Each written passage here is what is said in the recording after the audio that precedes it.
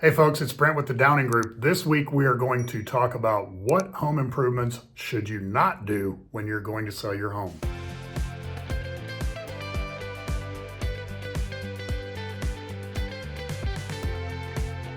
How do I get the most bang for my buck when it comes to home improvements? Spring and summer are a time when flowers bloom and home sales peak, but it's also a time when we can shake the dust off our home improvement projects. It's a time when you'll find homeowners out renovating their gardens and inside painting their walls to refresh their homes for the new season. But for those who are interested in selling this spring and summer, what kind of home improvement projects will net them the biggest return on their investment?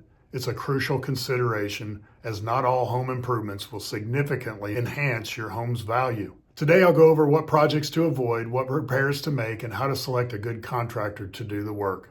First, while upgrading is a great way to build on your home's existing value, there are plenty of upgrades that aren't worth your time or trouble.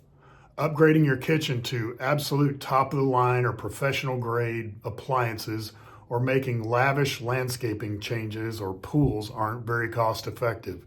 You also want to avoid partial upgrades at any cost.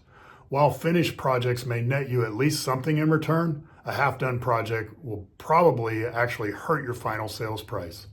When you embark on a project, make sure you see it through to completion. Don't rip out cabinets in your kitchen, tear up tile in your bathroom, or pull up the carpet in a living room unless you plan to finish the job. Second, adding to your home's value isn't impossible. You've just got to pick the right projects to pursue. Consider replacing your garage door. Make small repairs. In fact, any repairs that need to be made, you may as well make them now. While you're at it, manufactured stone veneer is a great touch to the exterior of a home. Improvements that catch the eye, make a good first impression, are almost always worth looking into.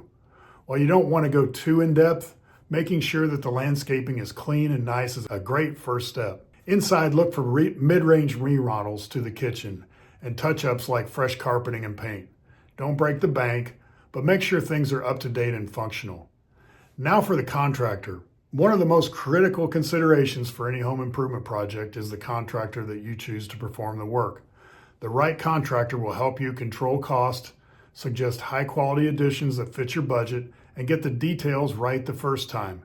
In order to find this gem of a contractor anyway, start by asking around to your friends, family, and for sure, ask us. We know lots of great contractors. You can check on Facebook and maybe your neighbors as well, and generate a list of candidates to interview to see who you would be most comfortable with.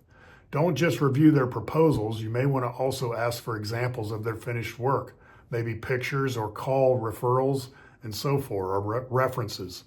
These improvements not only make your home more attractive to potential buyers, but also have a track record of providing a solid return on investment. As you consider preparing your home for sale, think about the impact of each improvement on your home's appeal and value. Remember, strategic investments in your home can make a significant difference in its sale price and how long it takes to sell your house. Ready to take the next step in maximizing your home's value? As with anything related to real estate, the answers could change based on your location and comparable sales. I'm here to help. Call us or DM us on our Facebook page, and let's work together to get you the most money for your home possible. Have a great week.